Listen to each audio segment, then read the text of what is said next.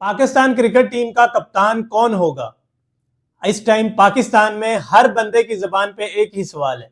सब लोग ये समझ रहे हैं कि बाबर आजम को कप्तानी दे दी गई है, लेकिन आखिरी टाइम पे शाहिद अफरीदी की एंट्री हो गई है और शाहिद अफरीदी ने सारी गेम पलट के रख दी है।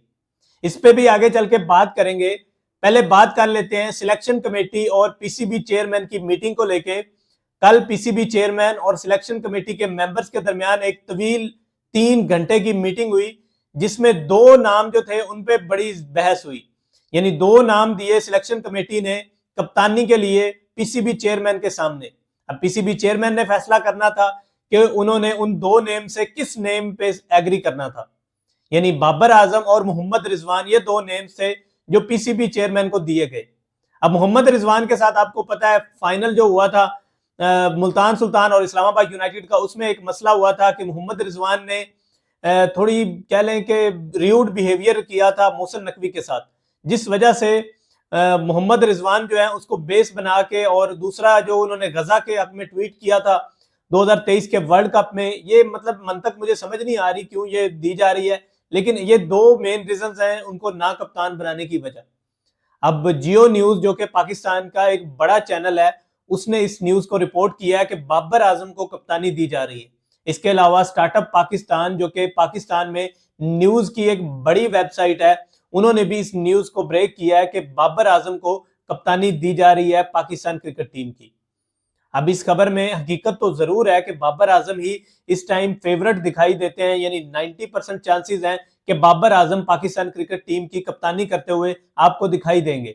लेकिन सवाल यह भी है कि शाहिद अफरीदी जो इससे पहले इस रेस से बाहर थे, जिन्होंने लॉबिंग नहीं की थी शहीन शाह अफरीदी के लिए, लेकिन आखिरी टाइम पे जब बाबर आजम की बात आई तो वो खुल के सामने आ गए। यानी पहले शदाब का नाम आ रहा था तो शाहिद अफरीदी खामोश थे, शदाब का कप्तानी का नाम आया था तो खामोश थे, मोहम्मद रिजवान का कप्तानी का नाम आया खामोश थे, शहीन शाह अफरीदी की कप्तानी कंटिन्यू कराने का इंदिया दिया जा रहा था तब भी वो खामोश थे। जैसे ही पाकिस्तान क्रिकेट बोर्ड में ये बात आई कि बाबर आजम को कप्तानी दी जा रही है, साथ ही शाहिद अफरीदी जो है उनके बयान आना शुरू हो गए। कल उन्होंने एक प्रेस रिलीज भी जारी की, यानी पाकिस्तान में अखबारात में भी उनकी हेडलाइंस लगी कि शहीन शाह अफरीदी के हक में, मतलब वो कह रहे थे कि शहीन शाह अफरीदी जो है उनको इतनी जल्दी कप्तानी से नहीं उतारना चाहिए, उनको टाइम देना चाहिए। तो मतलब शाहिद अफरीदी के बकौल तो वो कभी इस हक में थे ही नहीं कि शहीन शाह अफरीदी को कप्तानी दी जाती। यानी समा न्यूज पे बैठ के उन्होंने बारहा ये बात की है कि मैं इस हक में नहीं हूं कि शहीन शाह अफरीदी कप्तानी करें पाकिस्तान क्रिकेट टीम की। तो फिर अब आप इस हक में क्यों हो रहे हैं कि आप कह रहे हैं कि उनका जो कप्तानी का टेन्योर है उसको आगे एक्सटेंड किया जाए। अब शाहिद अफरीदी, जिनका आपको पता है कि जिनके हाथ बहुत लंबे हैं और उनके असर और रसूख भी बहुत ज्यादा हैं, वो मुमकिन कोशिश कर रहे हैं कि अपने सारे असर और रसूख इस्तेमाल करके तो कहीं ना कहीं शहीन शाह अफरीदी जो है उनको कप्तानी एटलीस्ट ये न्यूजीलैंड का जो दौरा है इसकी दे दी जाए। इसके बाद तो उनको पता है कि वो एक्सटेंड करा लेंगे इसको T20 वर्ल्ड कप तक। अब सवाल ये भी है कि बाबर आजम एक अच्छे कप्तान थे नहीं थे, ये एक सेपरेट मैटर है, क्योंकि बाबर आजम का देखो दोस्तों, मैं इस हक में नहीं हूं, एटलीस्ट मैं बाबर आजम का फैन हूं बहुत बड़ा, मैं उनकी गेम का फैन हूं, उनकी क्रिकेट का फैन हूं, मैं उनका अपना फैन हूं। लेकिन मैं नहीं चाहता कि बाबर आजम जिस अजियत से गुजरे थे 2023 के वर्ल्ड कप और एशिया कप 2023 में, दोबारा बाबर आजम को उसी अजियत में धकेला जा रहा है और फिर से बाबर आजम की फॉर्म जो है, यानी उनकी बैटिंग की जो फॉर्म है वो जाने का खतरा है। मतलब मैं बाबर आजम को रन्स के अंबार लगाते हुए देखना चाहता हूं T20 वर्ल्ड कप 2024 में।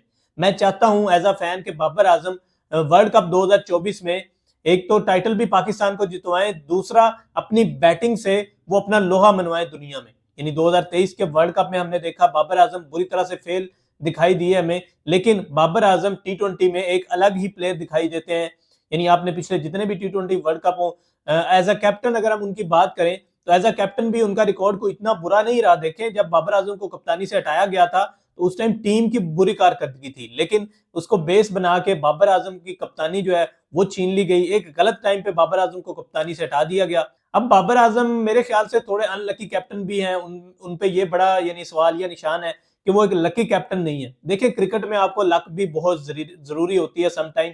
मेरे ख्याल से अब अगर पाकिस्तान क्रिकेट टीम में कोई लकीएस्ट कैप्टन है इस टाइम सरफराज के बाद तो वो है मोहम्मद रिजवान, क्योंकि मोहम्मद रिजवान की कप्तानी में हमने देखा है मुल्तान सुल्तान को 4 लगातार फाइनल खेलते हुए, और पहले ही मतलब उनका एज अ कैप्टन जो पहला सीजन था 2021 में, उन्होंने टाइटल भी मुल्तान सुल्तान को जितवाया है।